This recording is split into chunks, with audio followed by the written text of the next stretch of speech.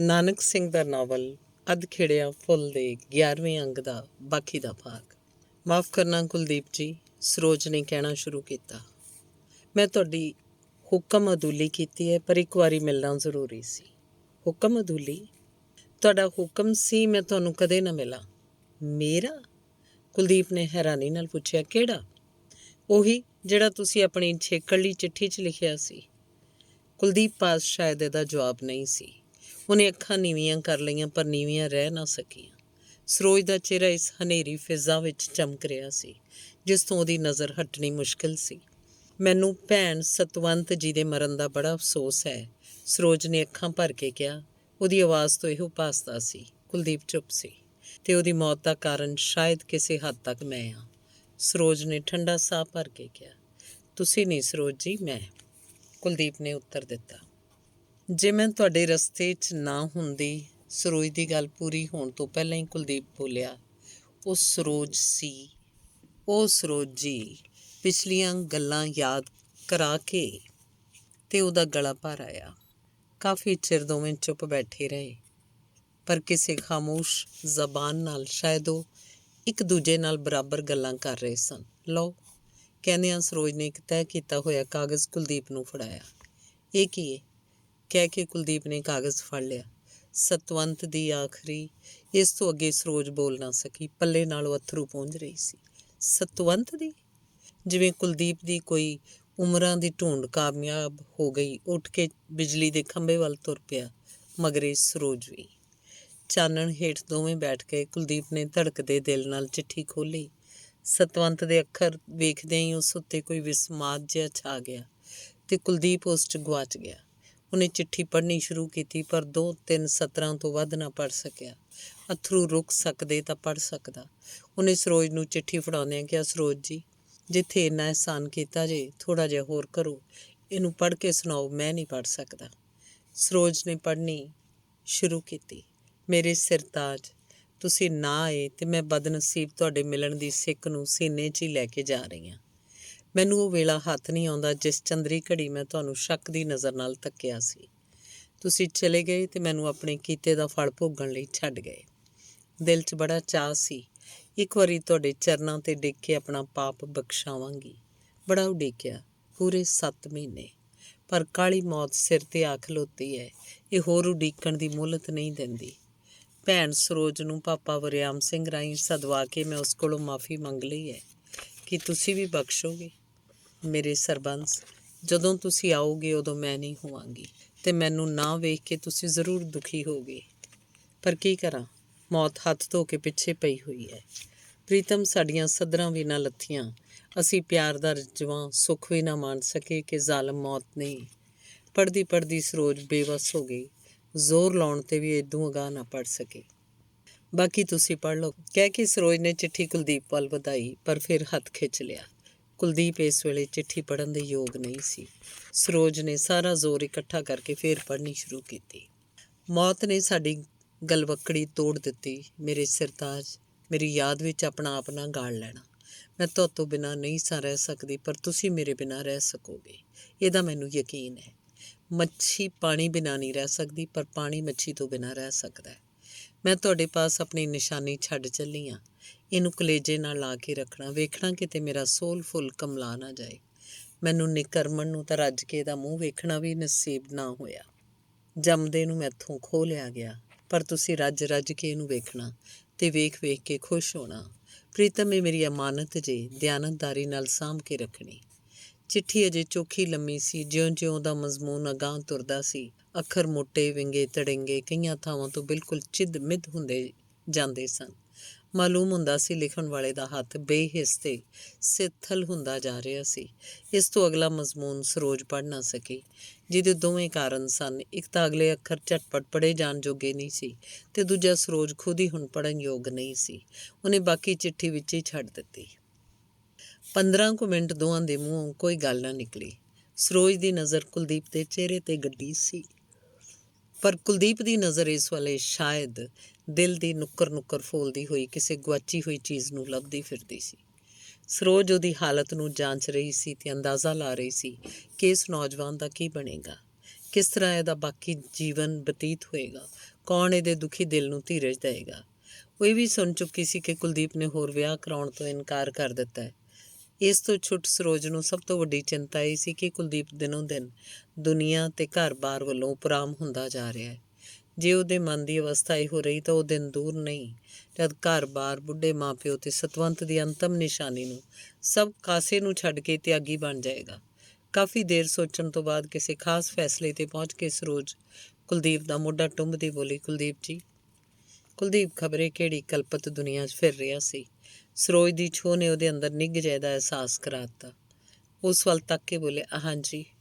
ਪਰ ਅਸਲ 'ਚ ਕੁਲਦੀਪ ਇਸ ਵੇਲੇ ਇੱਥੇ ਨਹੀਂ ਸੀ। ਉਹ ਕਿਸੇ ਮਰਨਾਊ ਅਭਾਗਣੀ ਦੇ ਬਿਸਤਰੇ 'ਤੇ ਬੈਠਾ ਸੀ। ਕਿਸੇ ਦੀ ਚੂੜੇ ਵਾਲੀ ਪਰ ਹੱਡੀ ਮਾਤਰ ਬਾਂਹ ਇਸ ਵੇਲੇ ਉਹ ਆਪਣੇ ਹੱਥ 'ਚ ਮਹਿਸੂਸ ਕਰ ਰਿਹਾ ਸੀ। ਉਹ ਵੇਖ ਰਿਹਾ ਸੀ ਅਮੁੱਕ ਸੱਧਰਾਂ ਨਾਲ ਭਰੀ ਹੋਈ ਇੱਕ ਮਾਸੂਮ ਜ਼ਿੰਦਗੀ, ਜਿਹਦੀਆਂ ਸੱਧਰਾਂ ਪੰਘਰ ਕੇ ਉਹਦੇ ਨੈਣਾਂ 'ਚੋਂ ਵਹਿ ਰਹੀਆਂ ਸਨ, ਤੇ ਉਹ ਸੁਣ ਰਿਹਾ ਸੀ ਸਿਤਾਰ ਦੀ ਤਰਬ ਵਾਂਗ ਕੰਬਦੀ ਇੱਕ ਕਮਜ਼ੋਰ ਆਵਾਜ਼, ਪ੍ਰੀਤਮ, ਸਾਡੀਆਂ ਸੱਧਰਾਂ ਵੀ ਨਾ ਲੱਥੀਆਂ। ਇਸ ਸਧਾਰਨ ਵਾਕ 'ਚ ਕਿੰਨਾ ਕੁਝ ਲੁਕਿਆ ਹੋਇਆ ਸੀ, ਜਿਹਨੂੰ ਉਸ ਵੇਲੇ ਕੁਲਦੀਪ ਦੇ ਦਿਲ ਦੀਆਂ ਅੱਖਾਂ ਨਾਲ ਪੜ੍ਹ ਰਿਹਾ ਸੀ ਤੇ ਸਤਵੰਤ ਦੇ ਠੰਡੇ ਮੱਥੇ ਨੂੰ ਚੁੰਮ ਕੇ ਕਹਿ ਰਿਹਾ ਸੀ, ਸਤਵੰਤ, ਮੈਨੂੰ ਇਸ ਮਝਧਾਰ 'ਚ ਛੱਡ ਕੇ ਮੇਰੀ ਰਾਣੀ ਕਿੱਥੇ ਜਾ ਰਹੀ ਹੈ? ਕਾਸ਼ ਇਹ ਪਹਿਲ ਮੈਂ ਕਰਦਾ। ਇਹਦੇ ਉੱਤਰ 'ਚ ਸਤਵੰਤ ਕਹਿ ਰਹੀ ਸੀ, ਇਸ ਤਰ੍ਹਾਂ ਨਾ ਆਖੋ। ਪਾਣੀ ਮੱਛੀ ਤੋਂ ਬਿਨਾਂ ਰਹਿ ਸਕਦਾ ਹੈ, ਪਰ ਮੱਛੀ ਪਾਣੀ ਬਿਨਾਂ ਨਹੀਂ ਰਹਿ ਸਕਦੀ। ਤੁਸੀਂ ਜੀਓ, ਜਾਗੋ, ਮੈਂ ਆਪਣੀ ਨਿਸ਼ਾਨੀ ਤੁਹਾਡੇ ਕੋਲ। ਕਹਿੰਦਿਆਂ ਜਿਵੇਂ ਸਤਵੰਤ ਨੇ ਕੁਲਦੀਪ ਦੇ ਹੱਥ ਨੂੰ ਆਪਣੇ ਦੋਹਾਂ ਹੱਥਾਂ 'ਚ ਲਪੇਟ ਕੇ ਛਾਤੀ 'ਤੇ ਰੱਖ ਲਿਆ। ਸਰੋਜ ਦੀਆਂ ਅੱਖਾਂ ਬਰਾਬਰ ਕੁਲਦੀਪ ਦੇ ਚਿਹਰੇ 'ਤੇ ਗੱਡੀਆਂ ਹੋਈਆਂ ਸਨ ਤੇ ਕੁਲਦੀਪ ਦੀਆਂ ਅੱਖਾਂ ਅਨੰਤ ਵਿੱਚ ਉਡਾਰੀ ਲਾਉਂਦੀਆਂ ਹੋਈਆਂ ਲੱਭ ਰਹੀਆਂ ਸਨ ਆਪਣੀ ਉਸ ਗੁਆਚੀ ਰੂਹ ਨੂੰ। ਕੁਲਦੀਪ ਨੇ ਅੱਖਾਂ ਝਪਕੀਆਂ ਤੇ ਨਾਲ ਹੀ ਕਈ ਅੱਥਰੂ ਢਲ ਕੇ ਉਹਦੀਆਂ ਗੱਲਾਂ 'ਤੇ ਤਰਨ ਲੱਗੇ।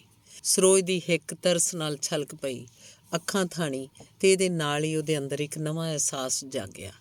ਉਹ ਅਹਿਸਾਸ ਜਿਹੜਾ ਇਸਤਰੀ ਹਿਰਦੇ 'ਚ ਕਦੇ-ਕਦੇ ਜਾਗਿਆ ਕਰਦਾ ਹੈ, ਖਾਸ ਕਰਕੇ ਉਸ ਇਸਤਰੀ ਦੇ ਜਿਹਦੇ ਜੀਵਨ ਉੱਤੇ ਵਿਧਵਾ ਪੁਣੇ ਦੀ ਅਮਿੱਟ ਮੋਹਰ ਲੱਗ ਗਈ ਹੋਵੇ। ਸਰੋਜ ਸੰਕੋਚ ਨੂੰ ਇੱਕ ਬੰਨੇ ਰੱਖ ਕੇ ਬੋਲੀ, ਕੁਲਦੀਪ ਜੀ, ਕੀ ਸੋਚ ਰਹੇ ਹੋ? ਮੈਂ ਸੋਚ ਰਿਹਾ ਹਾਂ, ਕੁਲਦੀਪ ਨੇ ਉਹਦੀਆਂ ਨੀਵੀਆਂ ਹੋਈਆਂ ਪਲਕਾਂ ਨੂੰ ਇੱਕਦਮ ਤਣਦਿਆਂ ਵੇਖ ਕੇ ਕਿਹਾ, ਮੈਂ ਕਿਉਂ ਜਿਉਂ ਰਿਹਾ ਜਦ ਮੇਰੇ ਜੀਵਨ ਦਾ ਆਸਰਾ ਚਲਾ ਗਿਆ? ਮੈਂ ਸੋਚਦਾ ਸਤਵੰਤ ਤੋਂ ਬਗੈਰ ਮੈਂ ਹੋਰ ਕਿੰਨੇ ਕੁ ਦਿਨ ਜਿਉਂਦਾ ਰਹਿ ਸਕਾਂਗਾ।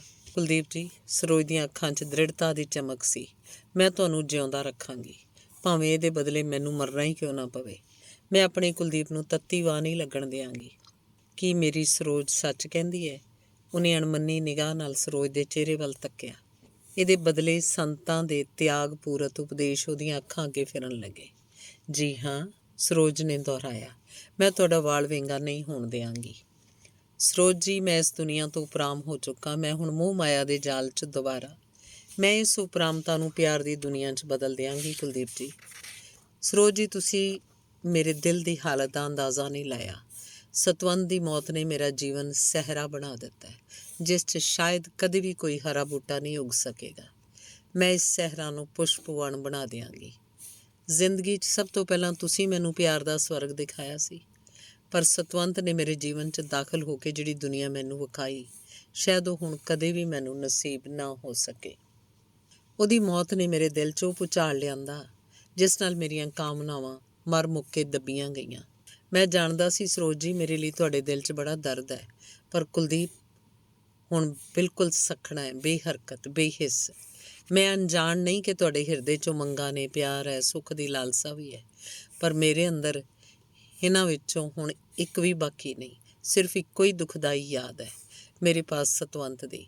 ਉਹਨੂੰ ਵੀ ਭਜਨ ਬੰਦਗੀ ਦੇ ਬਲ ਨਾਲ ਜਲਦੀ ਦਿਲ 'ਚੋਂ ਮਿਟਾ ਦੇਣਾ ਚਾਹੁੰਦਾ। ਇਸ ਵੇਲੇ ਮੈਂ ਅੱਡੀ ਤੋਂ ਚੋਟੀ ਤੱਕ ਇੱਕ ਕੰਡਿਆਲਾ ਝਾੜ ਹਾਂ, ਕਿਉਂ ਕੋਈ ਸੋਹਲ ਵੇਲ ਇਸ ਨਾਲ ਲਿਪਟੇ। ਸਰੋਜ ਦੇ ਇਸਤਰੀ ਹਿਰਦੇ ਉੱਤੇ ਕਰੜੀ ਚੋਟ ਵੱਜੀ। ਉਹਦਾ ਸਵੈਮਾਨ ਕੁਰਲਾ ਉੱਠਿਆ। ਇੱਕ ਵਾਰੀ ਉਹਦਾ ਦਿਲ ਚਾਹਿਆ ਉਵੇਂ ਹੀ ਕੁਲਦੀਪ ਪਾਸੋਂ ਉੱਠ ਕੇ ਚਲੀ ਜਾਏ, ਪਰ ਫਿਰ ਇਹ ਸੋਚ ਕੇ ਕਿ ਕੁਲਦੀਪ ਇਸ ਵੇਲੇ ਸੰਤਾਂ ਦੇ ਅਸਰ ਹੇਠ ਹੈ, ਉਹਨੇ ਅੱਗੇ ਨਾਲੋਂ ਵੀ ਦ੍ਰਿੜ ਭਾਵ ਨਾਲ ਕਿਹਾ, ਮੈਂ ਇਸ ਕੰਡਿਆਲੇ ਝਾੜ ਨੂੰ ਚੰਦਨ ਬਣਾ ਦਿਆਂਗੀ।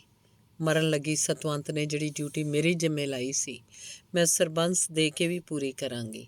ਕੁਲਦੀਪ ਜੀ, ਮੈਂ ਤੁਹਾਨੂੰ ਤਿਆਗੀ ਨਹੀਂ ਬਣਨ ਦਿਆਂਗੀ।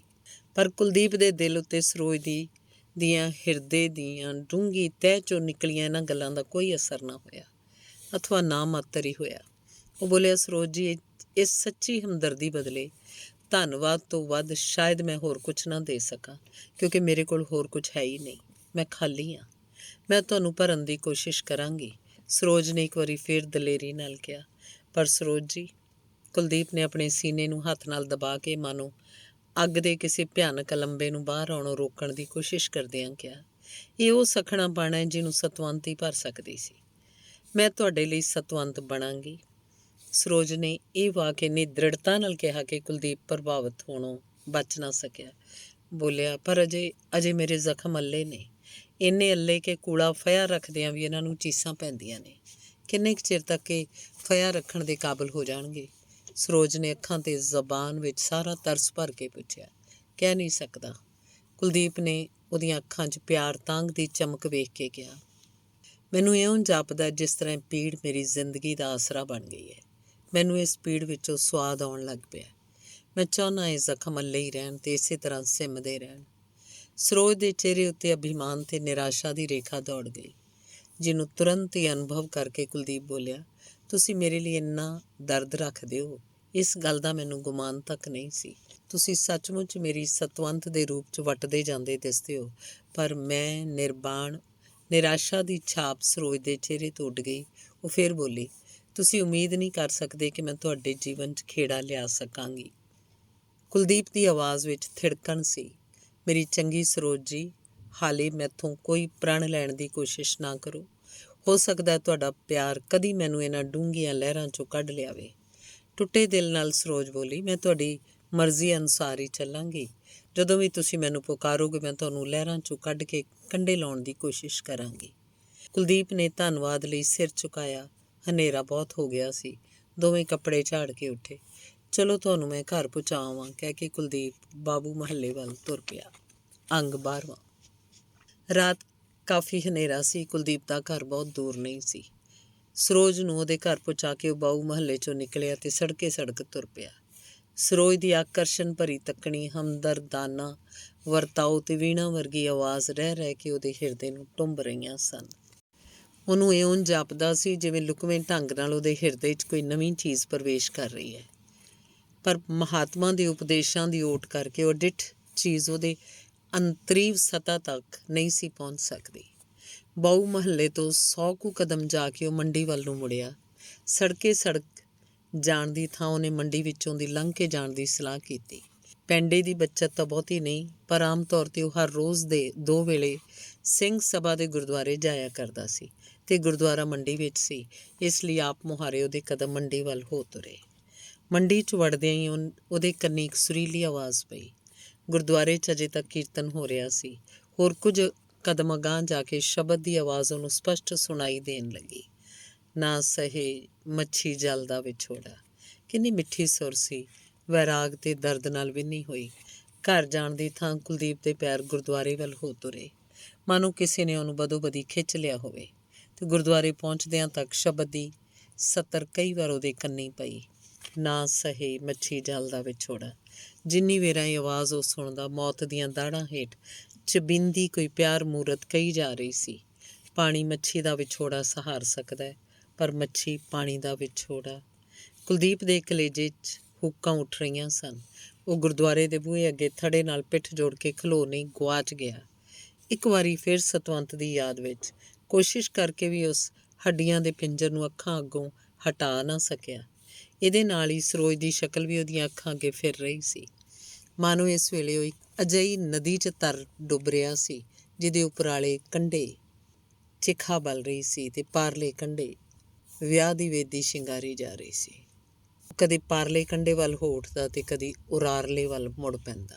ਫਿਰ ਆਵਾਜ਼ ਆਈ, ਮਛਲੀ ਵਿਛੁੰਨੀ ਨੈਣ ਰੁੰਨੀ ਜਾਲ ਬਿੱਧ ਕਪਾਇਆ। ਉਹਨੂੰ ਜਾਪਿਆ ਜਿਵੇਂ ਨਦੀ 'ਚੋਂ ਇੱਕ ਚਮਕੀਲੀ ਮੱਛੀ ਨੂੰ ਕਿਸੇ ਮਾਛੀ ਨੇ ਜਾਲ 'ਚ ਫੜ ਕੇ ਬਾਹਰ ਕੰਢੇ 'ਤੇ ਵਗਾਹ ਮਾਰਿਆ ਹੈ। ਜਾਲ 'ਚ ਫਾਥੀ ਮੱਛੀ ਰੇਤ ਵਿੱਚ ਛਟਪਟਾ ਰਹੀ ਸੀ। ਮਾਛੀ ਉਵੇਂ ਜਿਵੇਂ ਮੂੰਹ ਧਿਆਨ ਉਹਨੂੰ ਖਿੱਚੀ ਲਈ ਜਾ ਰਿਹਾ ਸੀ ਤੇ ਵੇਖਦਿਆਂ ਮੱਛੀ ਉਹਦੀਆਂ ਅੱਖਾਂ ਤੋਂ ਓਹਲੇ ਹੋ ਗਈ। ਹੁਣ ਉਹ ਫਿਰ ਡੂੰਘੀਆਂ ਲਹਿਰਾਂ 'ਚ ਗੋਤੇ ਖਾਂਦਾ ਹੋਇਆ ਬਚਣ ਲਈ ਅਸਫਲ ਹੱਥ ਪੈਰ ਮਾਰ ਰਿਹਾ ਸੀ ਕਿ ਅਚਾਨਕ ਕਿਸੇ ਨੇ ਉਹਦਾ ਹੱਥ ਫੜ ਕੇ ਕਿਹਾ, ਮੈਂ ਤੁਹਾਨੂੰ ਲਹਿਰਾਂ 'ਚੋਂ ਕੱਢ ਕੇ ਕੰਢੇ ਲਾਉਣ ਦੀ ਕੋਸ਼ਿਸ਼ ਕਰਾਂਗੀ। ਤੇ ਝੱਟ ਕੁਲਦੀਪ ਦੀ ਮੋਹ ਨਿੰਦਰਾ ਭੰਗ ਹੋਈ। ਕੋਈ ਪ੍ਰੇਮੀ ਉਹਦਾ ਹੱਥ ਫੜ ਕੇ ਕਹਿ ਰਿਹਾ ਸੀ, ਤੁਸੀਂ ਬਾਹਰ ਖੜੇ ਹੋ, ਅੰਦਰ ਨਹੀਂ ਚੱਲਣਾ। ਚੱਲ ਕੇ ਦੇਖੋ ਤੇ ਸਹੀ, ਸੰਤਾਂ ਨੇ ਅੰਮ੍ਰਿਤ ਦੀ ਝੜੀ ਲਾਈ ਹੋਈ ਹੈ। ਇਹ ਉਹਦਾ ਸਤਸੰਗੀ ਮਿਸਤਰੀ ਚਤਰ ਸਿੰਘ ਸੀ।